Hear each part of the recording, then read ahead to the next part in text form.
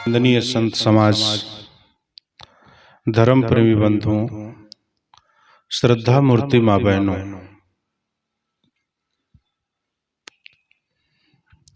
मनुष्य के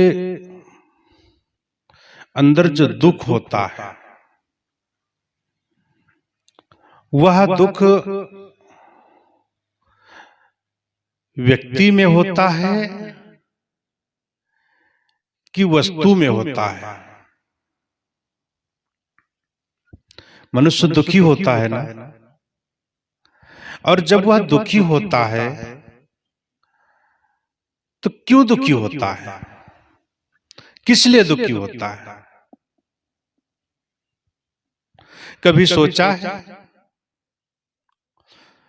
अगर नहीं सोचा है तो आज विचार करते हैं। हम सब लोग मिल करके विचार करते हैं कि दुख क्यों होता है। हर मनुष्य दुखी होता है। दुखी क्यों होता है? वस्तुओं का मिलना, व्यक्तियों का मिलना मन में प्रसन्नता होती है। वही वस्तु और व्यक्ति अगर जो छूट जाता है, बिछुड़ जाता है, तो मन में दुखी की उत्पन्नता होती है, दुख का एहसास होता है।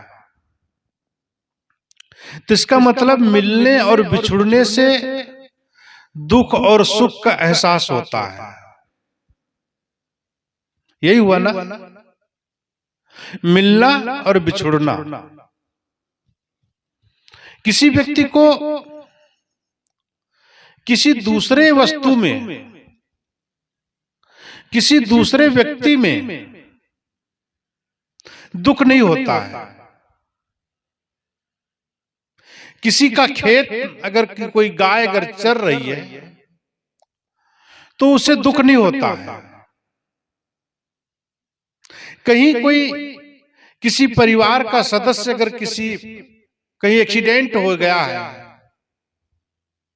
तो अगले व्यक्ति को दुख नहीं होता है, क्योंकि वहां उस मन ने माना नहीं है अपना।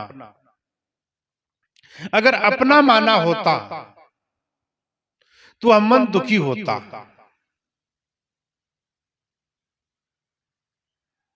एक बार उस परिवार में आग लग गई थी, मकान में। तो उस मकान को जलते जलते लोग देख रहे थे और परिवार के सदस्य भी देख रहे थे और अंदर से बहुत दुखी हो रहे थे।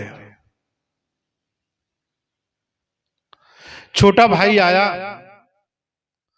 बोलता, भैया आप क्या हो गया? बोले आग लग गई, तुम्हें दिखता नहीं है? बोले दिख तो रहा है, किंतु ये मकान परसों ही बड़े भैया ने इसको बेच दिया है, ये मकान अब अपना नहीं रहा। तो उसने अपने आंसू पोंछा और उसको दुख वहां न लगा। कुछ क्षण के बाद में बड़ा भाई आया, बोला क्या हो गया? बोला दिख नहीं रहा, मकान जल रहा है। तो छोटा भाई बोलता है,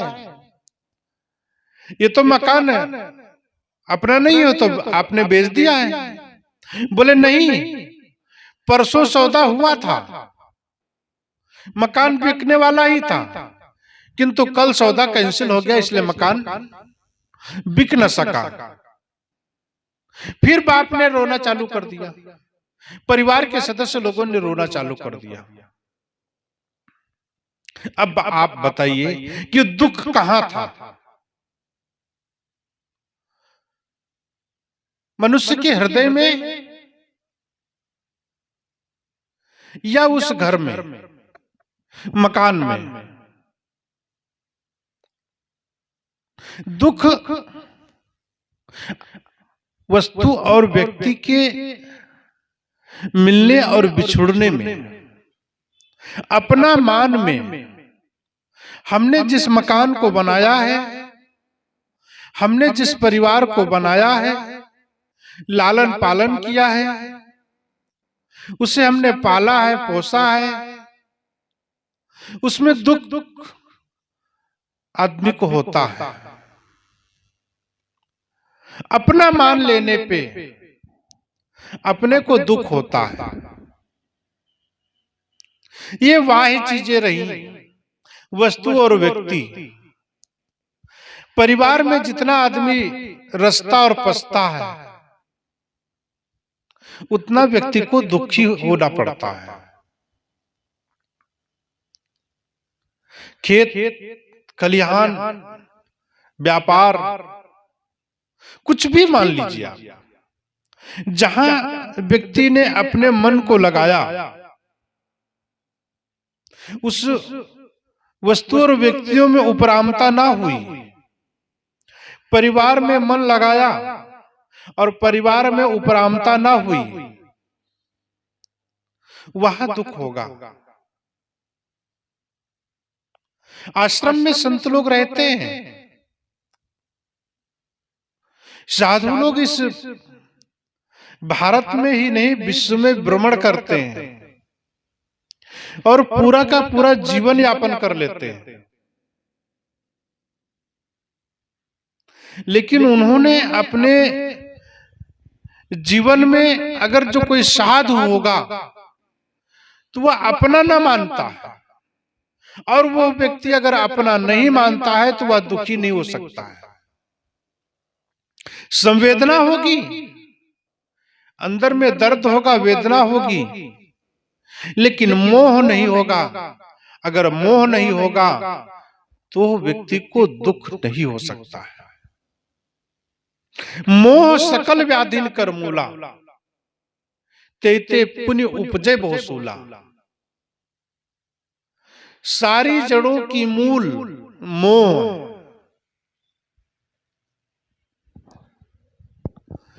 पूरा पूरा मोह अगर खत्म हो जाता है, आदमी उसे लोग साधु कहने लगते हैं, साधु की उपमा देने लगते हैं। भाई वो तो साधु हो गया, वो तो साधु जैसी जिंदगी जीने लगा। क्यों? क्योंकि उसने अपने मन का मोह खत्म कर लिया। संत लोग मोह खत्म करने का प्रयास करते हैं, उसकी साधना करते हैं, और जितना व्यक्ति का मोह खत्म होता है उतनी साधना में मजबूती आती है।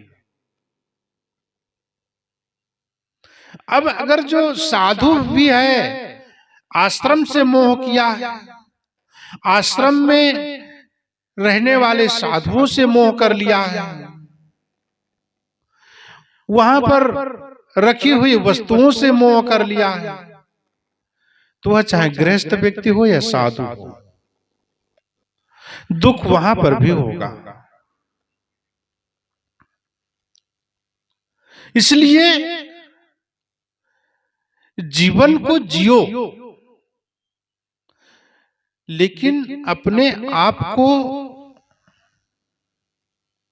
वहां से हटा करके करो। जितना अपना मन हटेगा उतना मन हमारा जीवन से उपराम होगा, और उपराम मन दुखी नहीं होगा। प्रेम करो, मोह नहीं। सतगुरु कबीर साहब ने बहुत गजब की बात पकड़ ली है, और वो मानव जीवन में बहुत जरूरत है। उन्होंने कहा प्रेम के बिना कुछ भी नहीं हो सकता। मनुष्य के अंदर में जितना प्रेम बढ़ेगा उतनी प्रगाढ़ता बढ़ेगी। जीवन में मिठास होगी। और प्रेम नहीं है तो आपके पास जानवर भी नहीं आएंगे।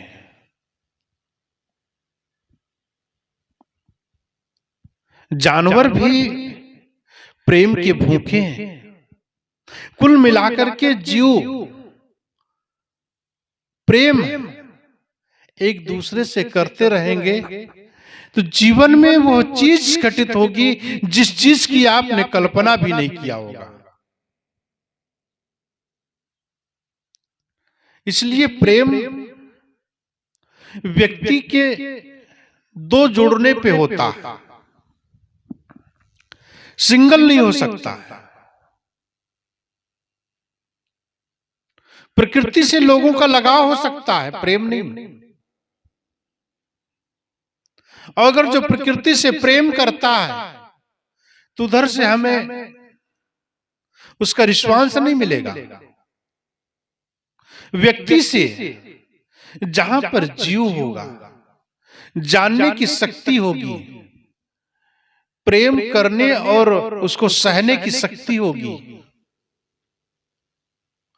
हम प्रेम करें उसका रिस्पांस मिलना चाहिए। वहां पर मन प्रफुल्लित होगा। जड़ वस्तु से प्रेम नहीं हो सकता है। वहां पर प्रेम एक आदान प्रदान की वस्तु है। भावनाएं टिकती हैं वहां पर। हमारी भावना इधर से टिके और उधर से जब तक रिस्पांस नहीं मिलेगा तब तक प्रेम नहीं उपजेगा। जड़ में भावनाएं उधर से प्रकट नहीं होंगी। आपकी भावना देश के प्रति, संसार के प्रति, और संसार में जितने जड़ हैं उनके प्रति होगी, उसकी एक सुरक्षा कहलाएगी। वो मन में एक भाव होना चाहिए सुरक्षा की। लेकिन प्रेम प्रेम न बाड़ी बिकाए। बाड़ी गाड़ी लाड़ी धाड़ी में प्रेम नहीं। प्रेम करना है तो इंसान से करो। इंसान के अंदर अगर जो प्रेम की सत्ता है, सदगुरु कबीर साहब कहते हैं कि प्रेम पाठ का चोल ना पहिर कबीरू नाच, पानी तीनों तास को जो तनमन बोले साच। तन्मयता की तरफ से सांच की जरूरत है, सत्य की जरूरत है। और जहां पर सत्य स्फुटित होता है, दो हृदयों के बीच से सत्य की झलकती है, वहां पर प्रेम उपजता है। और वह प्रेम निस्वार्थ होना चाहिए। निस्वार्थ प्रेम जीवन को बहुत बड़ा बना देता है। और प्रेम में कहीं जरा सा भी अगर स्वार्थ आया फिर मामला गड़बड़ हो जाता है। स्वार्थ लाग करें सब प्रीति। दुनिया में लोग बहुत स्वार्थी हैं। और जहां पर स्वार्थ होता है लोग प्रेम करना चाहते हैं, वो प्रेम नहीं कहता है। प्रेम तो ऑटोमेटिक उछलता है। जीव का एक अंग है प्रेम। इसलिए जीवन में दुख है, लेकिन मिलने और बिछुड़ने का। आपको अगर जो मिलना है किसी से तो प्रेम से मिलो, मोह से नहीं। अपने घर परिवार के प्रति प्रेम करो, किंतु मोह नहीं। मोह करोगे तो दुख होगा, प्रेम करोगे तो सुख होगा। तुमने अपने बच्चों में प्रेम किया, बहुत सुख मिलेगा। परिवार के प्रति प्रेम किया, बहुत सुख मिलेगा। पति पत्नी आपस में प्रेम करेंगे, सुख मिलेगा। बहन भाई प्रेम करेंगे, सुख मिलेगा। लेकिन मोह कर लोगे तो दुख होगा। और अपनों के प्रति मोह हो ही जाता है। प्रेम की प्रगाढ़ता जब हो जाती है तो मोह में परिवर्तन हो जाता है। और जब वह अपने से बिछुड़ने लगता है तब मन दुखी होता है। सुख में सुमिरन सब करे, दुख में करे न कोई। हर व्यक्ति जब सुख होता है तो वह भगवान को भी भूल जाता है। हर व्यक्ति दुख में सब भगवान की याद करते हैं। दुख में पूजा प्रतिष्ठा करते हैं।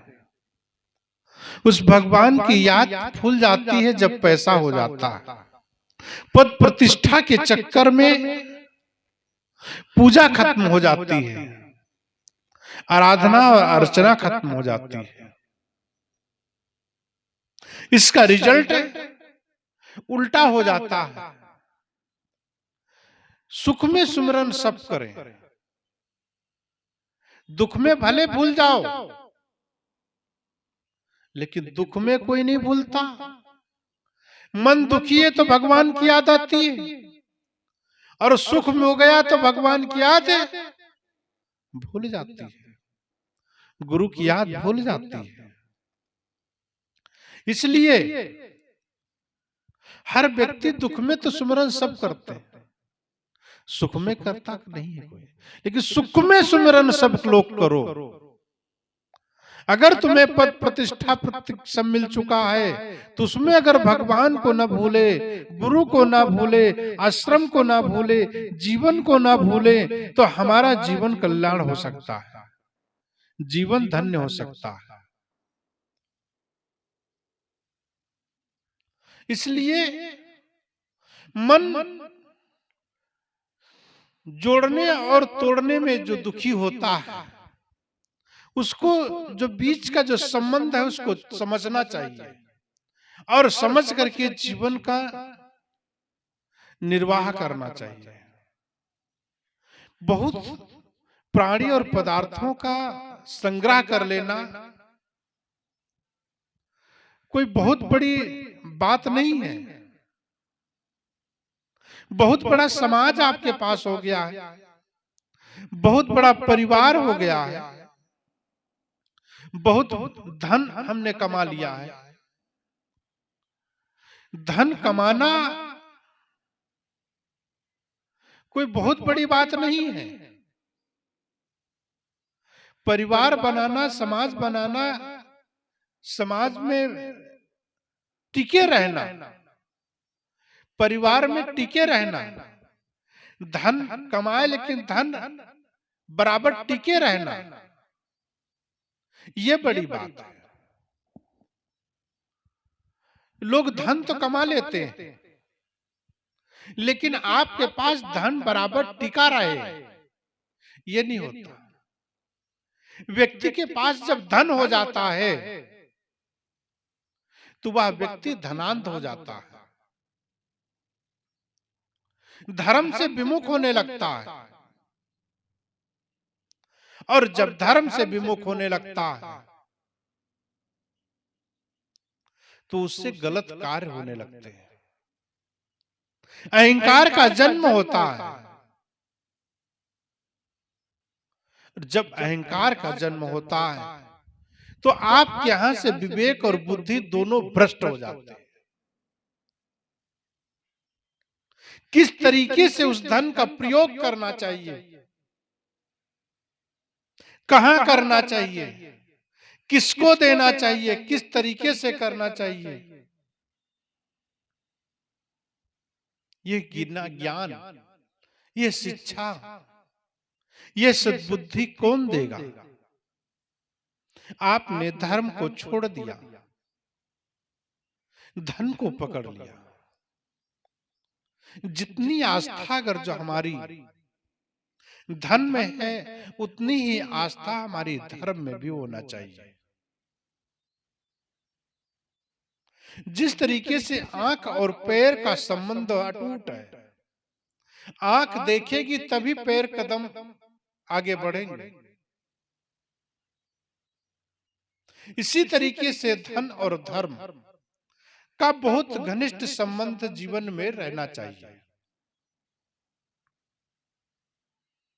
धन बहुत हो जाने के कारण धर्म से लोग दूरी बना लेते हैं और उसका परिणाम बड़े बड़े राजा लोग, बड़े बड़े धनपति लोग दुखी देखे गए। उनका मन विषय वासनाओं के प्रति, लंपटता के प्रति होता गया। आखिर के जीवन में सब का सब कुछ चला गया। क्यों चला गया? क्योंकि हमने धर्म का साथ छोड़ दिया।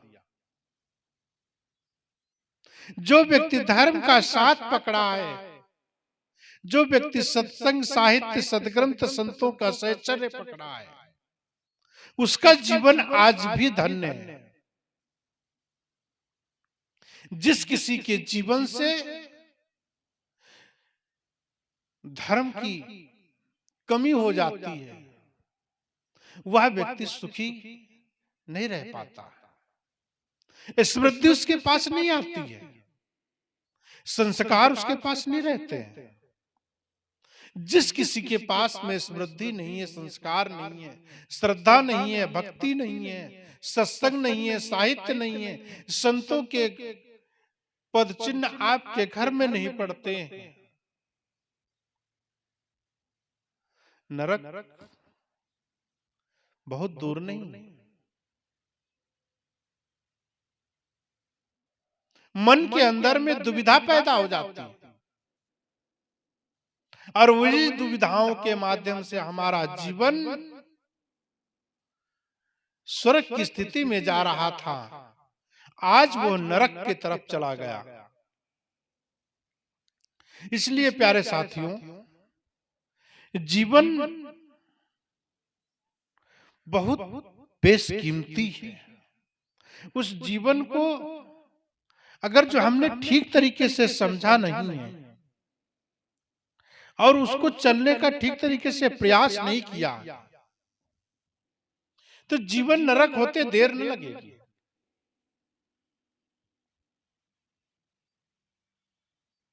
इसलिए अपने आप को, अपने परिवार को, समाज को, राष्ट्र को बचाना है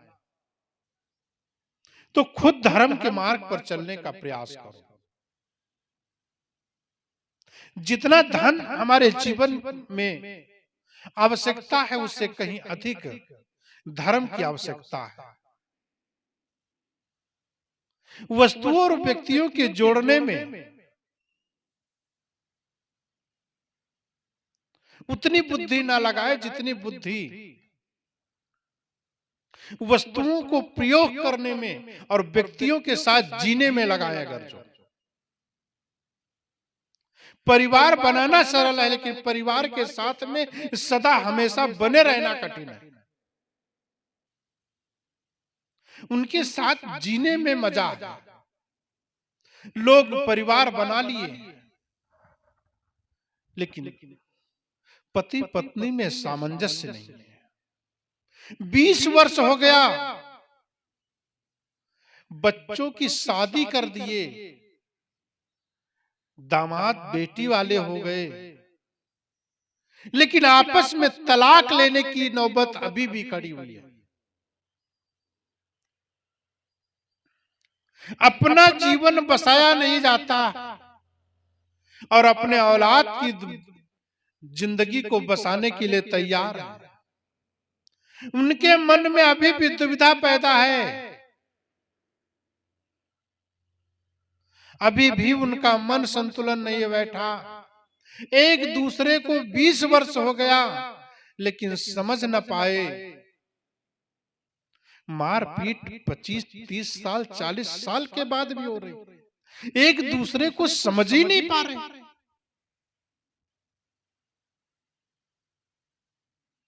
धन्य है जीवन, धन्य है जो ठीक तरीके से लोग जीते हैं। उन्होंने कभी आपस में प्रेम के अलावा कुछ किया ही नहीं। भाई भाई में प्रेम की जरूरत है। अगर भाई भाई में प्रेम न हुआ, पिता पुत्र में प्रेम न हुआ, माँ बेटी में प्यार नहीं हुआ, प्रेम नहीं हुआ, जीवन किस काम का है। एक बार पिता बूढ़ा हो चला था। उसने सोचा कि मेरे ना रहने के बाद में ये लोग लड़ाई करेंगे। 2 पुत्र हैं, दोनों पुत्रों को अलग अलग धन का बंटवारा कर दिया जाए। शाम को बताया कि भाई हम चाहते हैं कि ये धन का बंटवारा कर लो ताकि हमारे रहने के बाद में आप लोग लड़ाई ना करें। सुबह बड़ा बेटा आया, पिताजी आप ऐसा कहते हैं कि कल बंटवारा करने वाले हैं। हाँ। बोले ठीक है, छोटे भाई को थोड़ा हमसे ज्यादा दे देना। क्यों?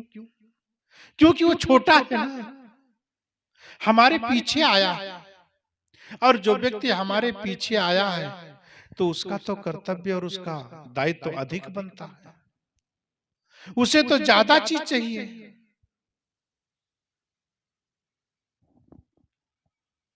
छोटा भाई पिताजी के पास आया, पिताजी बंटवारा करने वाले हैं। हाँ। बोला ठीक है कर दीजिए, लेकिन बड़े भाई को थोड़ा सा ज्यादा दे देना। बोला क्यों? बोला बड़ा भाई हमसे पहले आया है, उन्होंने तो अपने जिंदगी में बहुत सेवा किया है हमारी, उन्होंने तो पिता के तुल्य मान करके हमारी सेवा किया, इसलिए बड़े भाई का हिस्सा अधिक बनता है। इसलिए बड़ा भाई हमारे पिता तुल्य है, उन्हें थोड़ा सा ज्यादा दे देना। पिता सुन करके दोनों भाइयों की बातों को गदगद हो जाता है, मन खुशी से झूम उठता। वो सोचता मैं तो सोच रहा था ये दोनों लड़ाई करेंगे, हमारे ना रहने पर आपस में मर मिटेंगे, लेकिन यहां तो प्रेम बह रहा है, प्यार बह रहा है एक दूसरे के प्रति। यह वस्तुओं से प्रेम नहीं है, वस्तुओं से मोह नहीं है।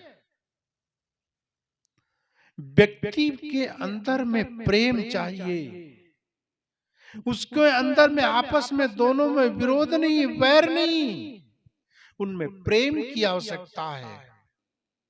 और जिस घर में प्रेम होगा उस घर को स्वर्ग की कल्पना नहीं करनी पड़ेगी।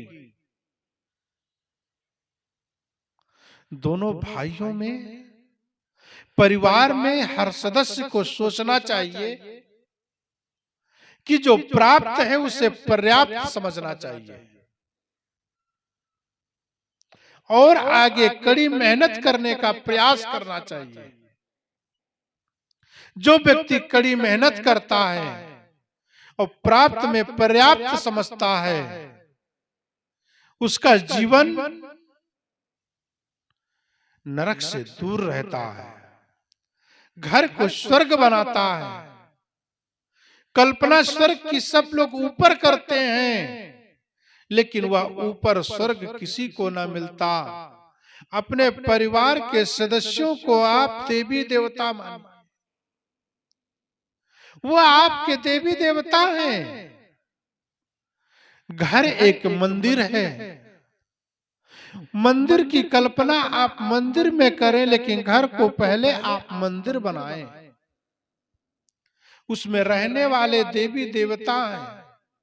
मंदिर में तो पत्थर के हैं देवी देवता, लेकिन आपके परिवार में पिता देवता है, माँ देवी है, बड़ा भाई देवता है। घर की जितनी बहनें सब देवियां हैं,